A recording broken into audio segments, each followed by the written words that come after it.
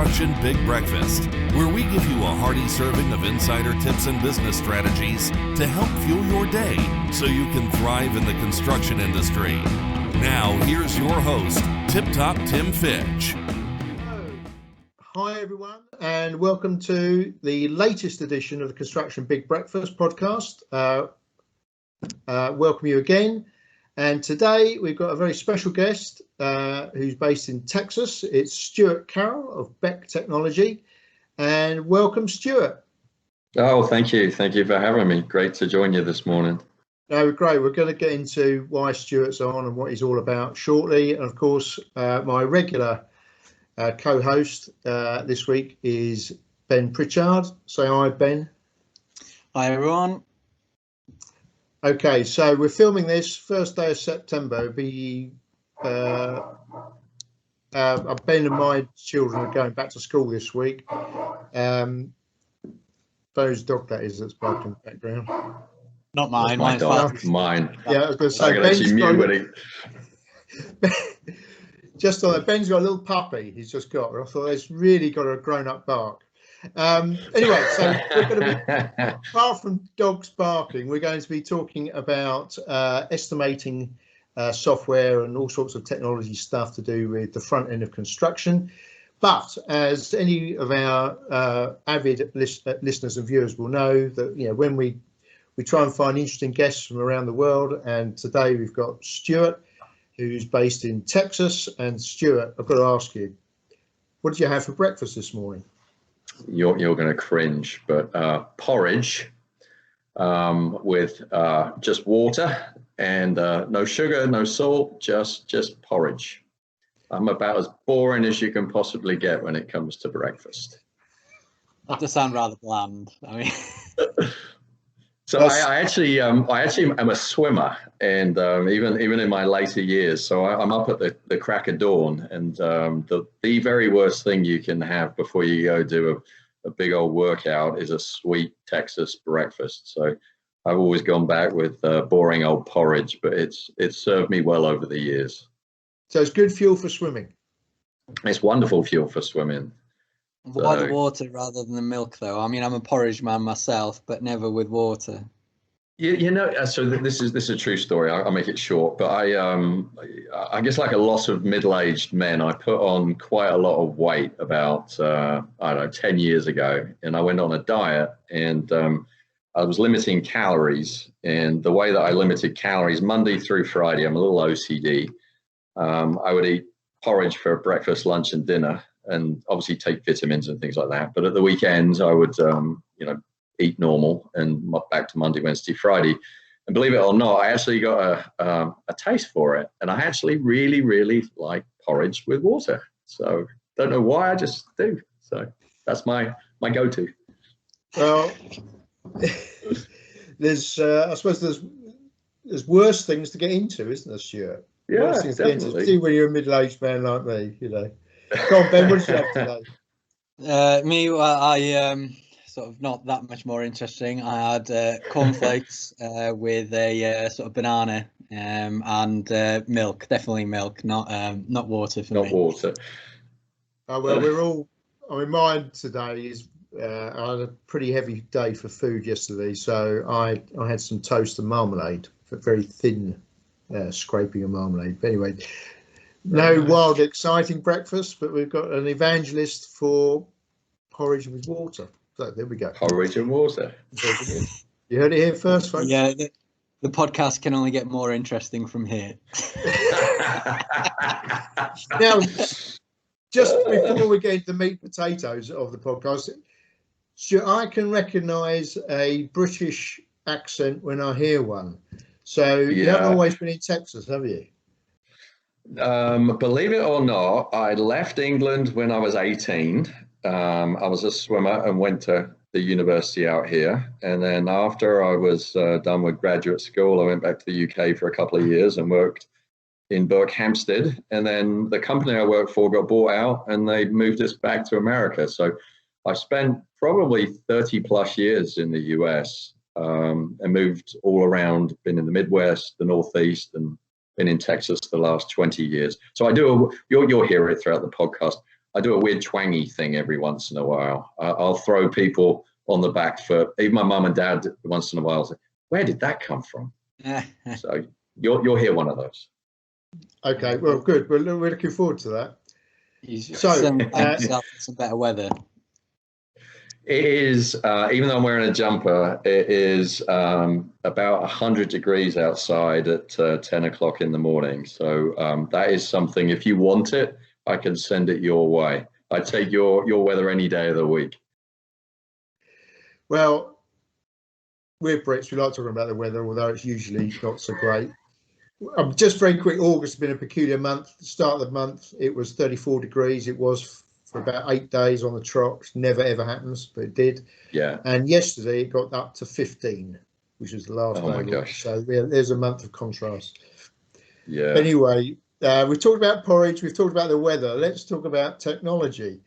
So yes, sir. give us a quick one on Beck Technology, and then we'll get into asking some questions about it. Oh yeah, so we're a 23-year-old software company headquartered in Dallas, about 70 employees. We're a little bit different from a lot of technology companies in the sense that we were actually born from a contractor, 103-year-old contractor here in the US called the Beck Group. And the chairman of the Beck Group, my boss, back in the early 1990s, had a little bit of an epiphany.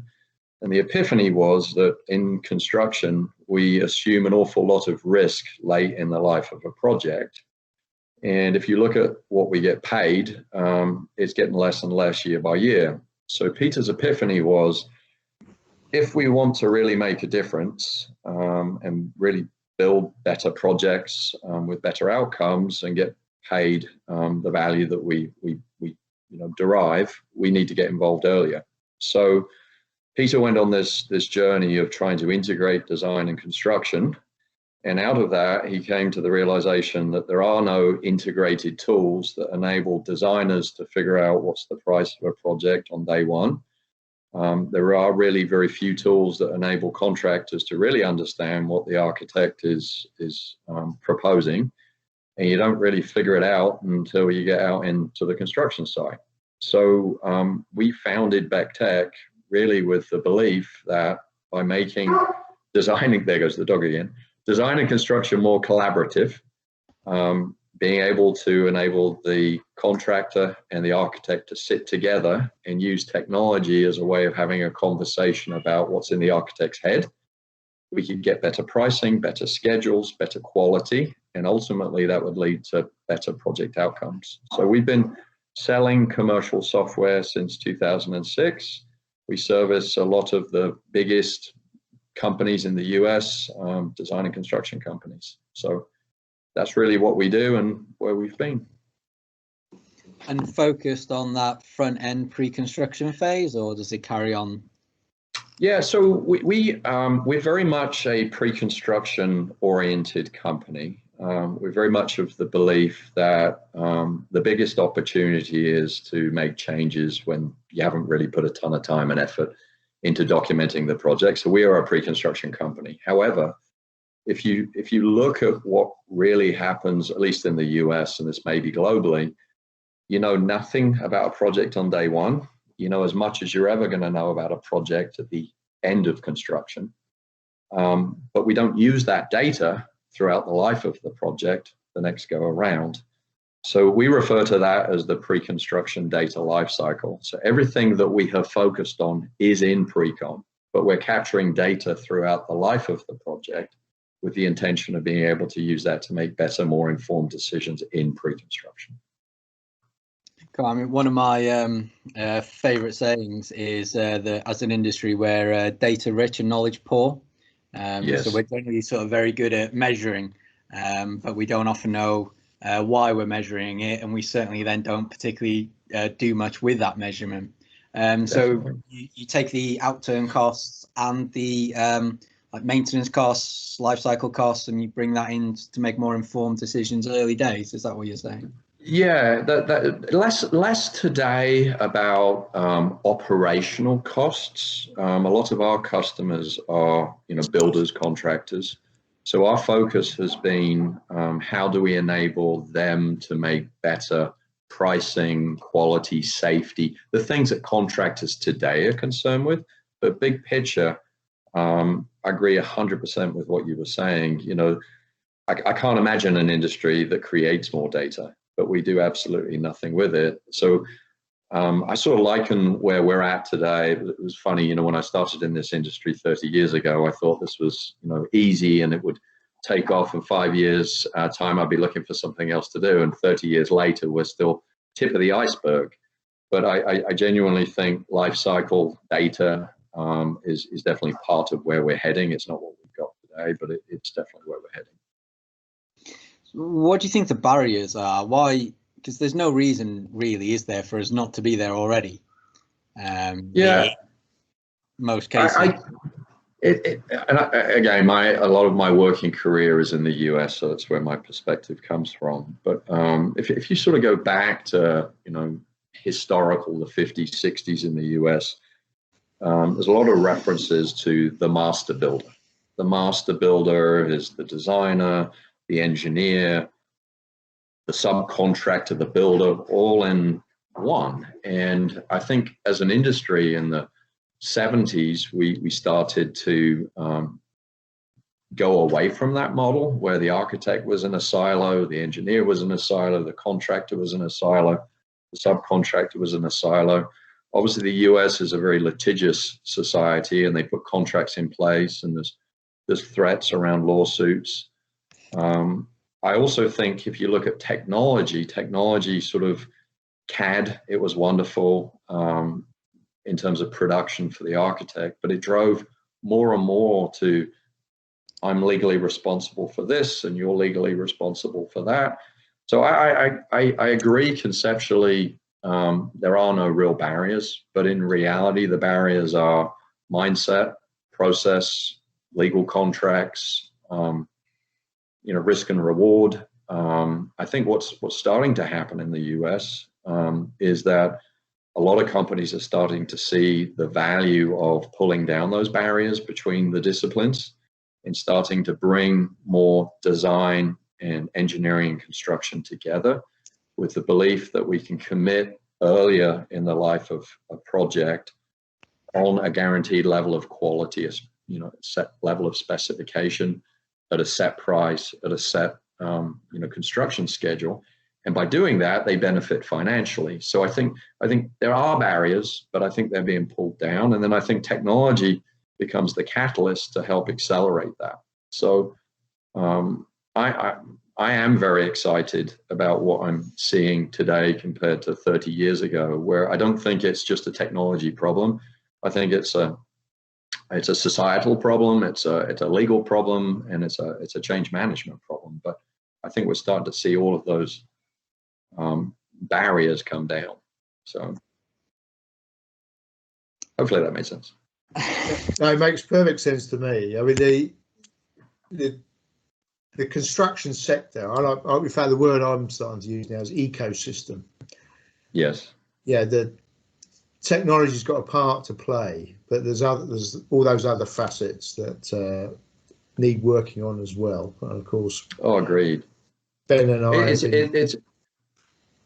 So I was going to say, Ben was mentioning, counting and measuring and things like that. We as a company, I think what we've focused on is as these disciplines are starting to sit at the same table and they're starting to have conversations, instead of spending time measuring and formatting reports and what we would consider low value activities, vitally important, you have to understand what's the length and what's the area and what's the volume, and you have to get things in a format that easily communicates design intent or estimate or whatever you're trying to communicate, but they really don't make the project better.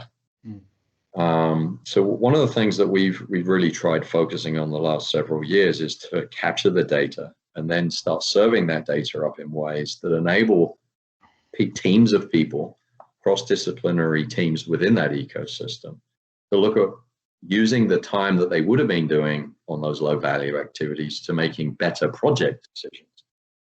Increasing the daylight in a classroom. Evidence would show that increasing daylight means that the kids retain more information. Adding beds into hospitals. More beds you have, the more lives you can save.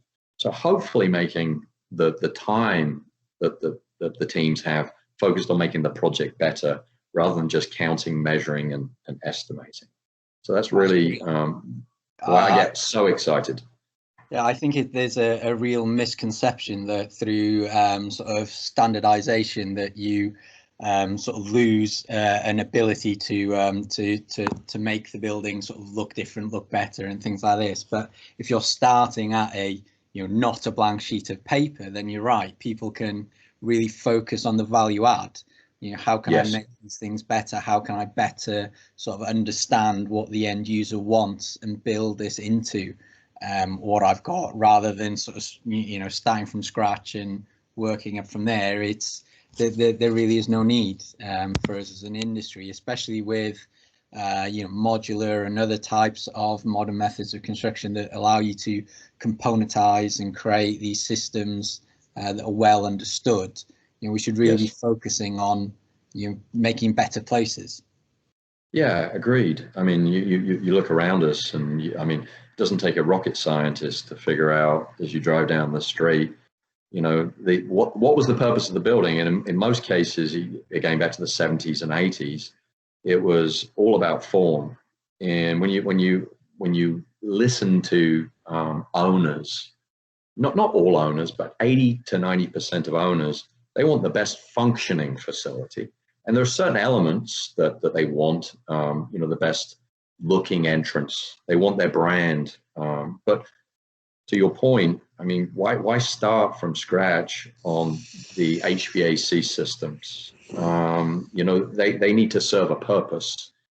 And we have built enough buildings to know how to get the best performing, best functioning systems without starting from scratch every single time. So it's an exciting time to be in construction. Well, hopefully, certainly. In terms of sort of all the data sort of within your ecosystem, you've got the opportunity for a rather large sort of data lake that lots of people could potentially sort of look at to create sort of well understood benchmarks that are bigger than just my organization. Is that sort of something that you see an appetite with your customers to understand not only am I performing well from my sort of historical past, but actually as an industry, where am I? I definitely think there are opportunities industry-wide.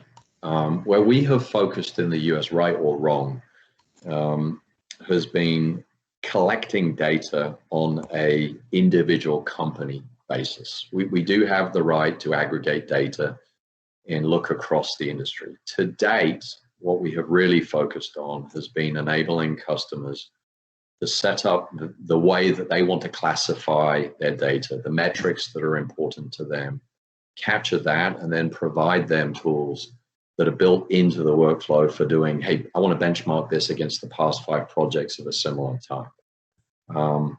When we're going through and we're doing value engineering, instead of them, thinking from a blank sheet of paper, let's look at the history of alternatives that we have, as a company, have done. The challenge with industry data is distrust. It's sort of like model-based estimating. We actually have a integrated 3D BIM capability within our application. The idea is awesome, but I think it comes back to trust. And I think if you haven't created it, there is always a distrust.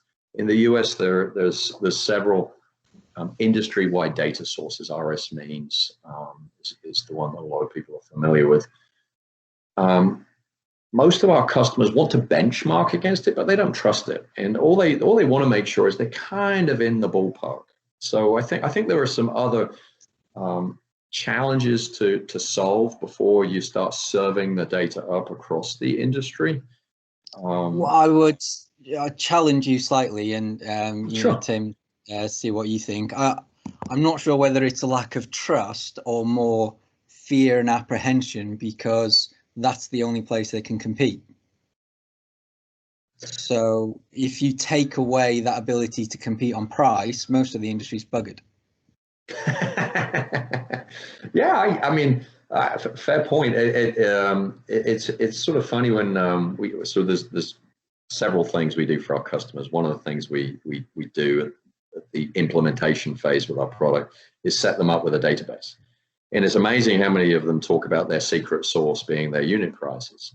And I always scratch my head. You look at two contractors in the same market. Are you working with different subs? No, we're working with the same subs. So really, your unit prices are the same. So I guess I could see that to a degree.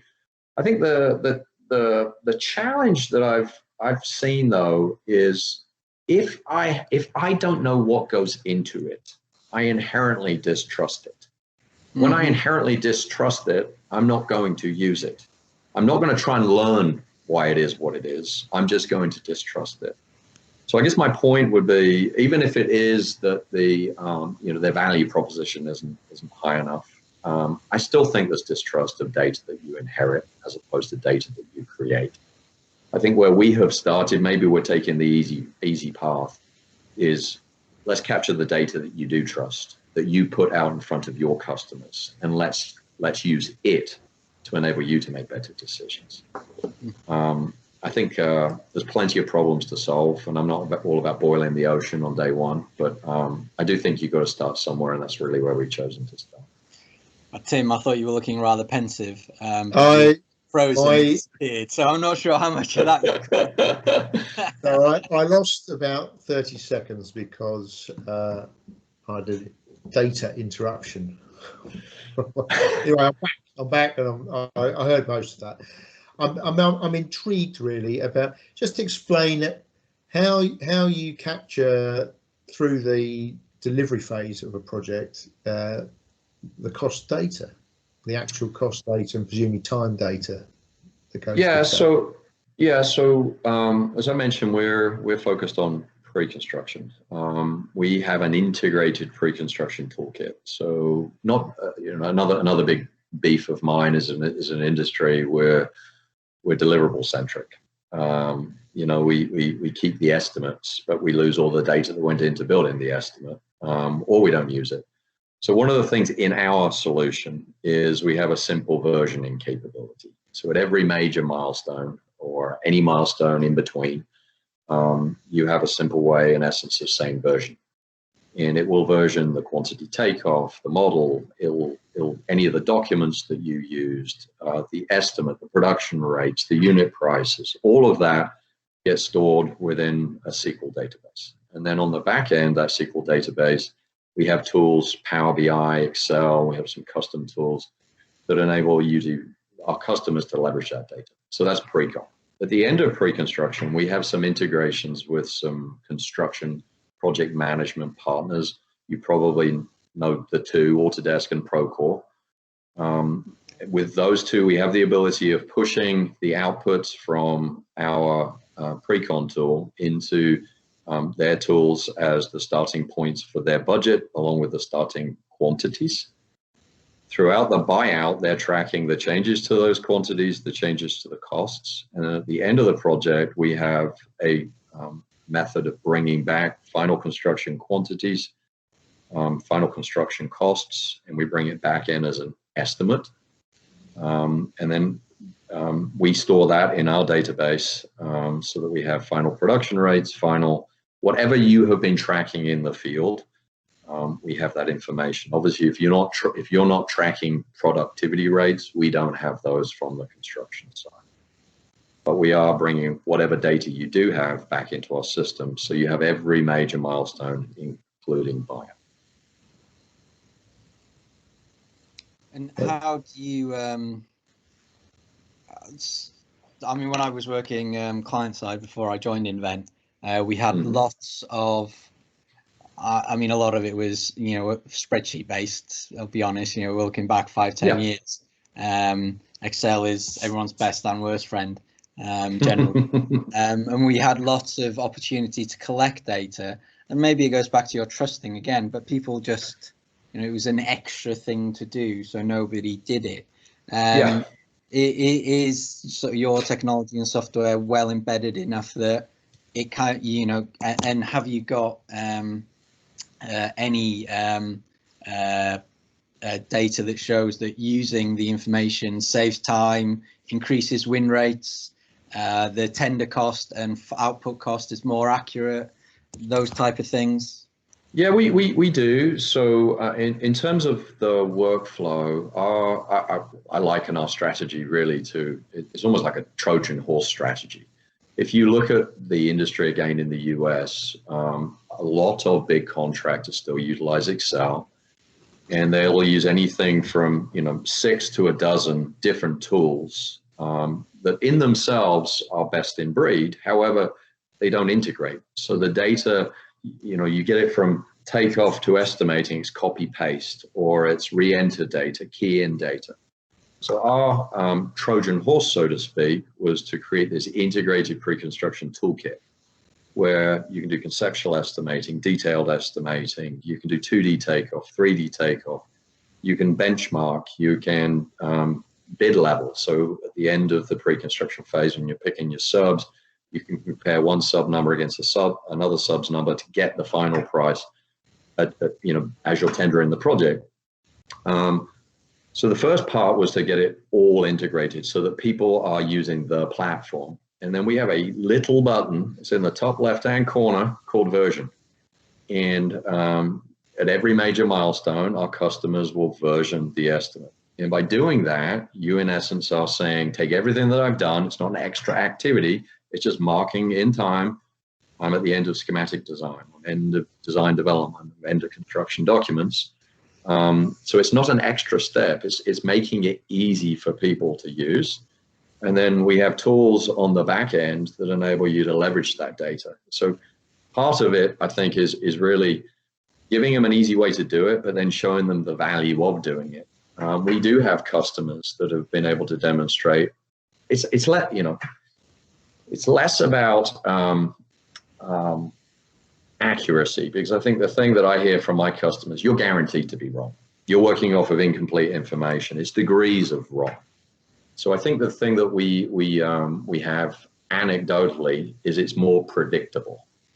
The number that I put at the beginning, at every major milestone, we have the ability in the tool to compare what changed between those data sets and visually be able to show the team, hey, you changed this, and because it's tied to the estimate, this is the so what.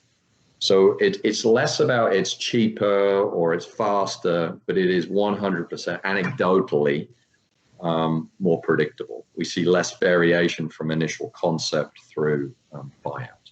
So you'd be wrong, but you know why you're wrong. You know why you're wrong. And I know that sounds funny, but to me, the art of estimating is that you're taking incomplete information and you're trying to look into a crystal ball to forecast what it's going to be. And all we can do is help our customers use the data they've had before to make better judgment calls and be able to justify why they made a judgment call and to have a conversation with the design team if it needs to be different. So it's less about right and wrong and more around degrees of wrong, perhaps, or degrees of right. I'm intrigued by something you said during that, Stewart. Presumably this is a tool, I'm making an assumption, tell me if I'm wrong, that your customer base is principally tier 1 contractors. Yeah. We go down beyond tier 1, but yes, a lot of our customers are the big guys. So, yeah, I'm like everyone's sat on this call. I've been in this game a long time. I mean, tier 1 contractors, they're typically between 15 and 20% self-deliver, and the rest is subcontractors and suppliers of materials. So, if your tool isn't integrated into the supply chain, is still it's still reliant on their plug number. Is that me being a bit cynical? Well, it is, but it isn't. Again, if you have the history from when you got the subs on the last project, the numbers that you have are the last bidding projects or the last completed projects that sub has done. So yes, it is a plug number. It is not the subs number, but it is as good as the last number that you got. I mean, the reality is you can have two projects on the same day, and the subcontractor is going to give you a different price, even if they were identical, if they really need the project. So there are variances in unit prices that I don't care what software you have, you're never going to be able to forecast. And again, it's degrees of right. Instead of, hey, historically it's $25 per square meter of something, we can actually look at the last 3 bidding projects in that market and actually use those numbers to come up with, hey, the bids have been really tight. I feel very confident about that number. Or, hey, the bidding history over the last 3 projects has been a big variance. So let's put a number in, but our contingency may need to be a little bit higher for those particular items. So it's part science, it's part art. I don't think you're ever going to get rid of the art of estimating, and some of that is understanding the current climate. And I've been around long enough to say we don't have a silver bullet, and I don't think even if we did, you'd sell it. But then going back to what we were talking about earlier about sort of a more standardized and componentized sort of marketplace, you'll still have that sort of 20% of finishes and things like that. But we should be able to more accurately sort of say how long and how much buildings should cost. I believe that. Part of that is, I think, going back to sort of what you were first talking about, sort of why the Beck Group sort of started looking into this, is we need to spend more time up front de-risking projects as much as we can. Don't start trying to figure out what's in the ground once you're already there. Otherwise, it's all going to go horribly wrong. I mean, Tim will know that from his background. Yeah, I agree 100%. Sorry, Tim. No, yeah, Ben was alluding to where I started this industry, which was literally in the ground. I used to do foundations many decades ago. Anyway, Stewart, I mean, that's been a fascinating discussion about the front end of projects, which is where all the trouble starts, isn't it? Definitely.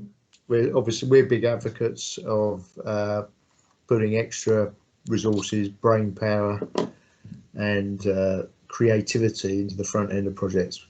Make sure you do the right one and do it well, as you said. 100%. Sure, it's been a pleasure having you on, talking about Beck Technology and your software. And your porridge preferences. And we've enjoyed the interjections from your dog barking in the background. Yeah. If we've got lots of viewers for our channel, how do they get hold of you? How do they get hold of Beck Technology? Yeah, so probably the easiest way is go to our website, www.beck-technology.com. That's probably the easiest way to get hold of us. Okay, that's terrific. And we'll put all the contact details in the show notes, which Sarah will do when she's editing it.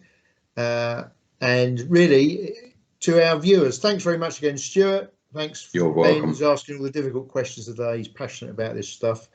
To everyone else, hope you've enjoyed the podcast. Like us. What else am I supposed to say? You're supposed to like it or something. Subscribe. Yeah, subscribe. That's it. Subscribe. That's always good. And hopefully you've enjoyed it. And we'll see you on the next episode in 2 weeks' time. So thanks for watching. Come to Invennt for the highest R&D tax credit you can claim. We help construction businesses get back millions in tax credits every year. Contact us today for a free review. Thanks for joining us this week on the Construction Big Breakfast. Make sure to visit our website, www.inventt.com, where you can subscribe to the Construction Big Breakfast on all platforms so you'll never miss a show. While you're at it, if you found value in the show, we'd appreciate a positive rating. Or if you'd simply share it with a friend, that would help us out too. Be sure to tune in for our next episode.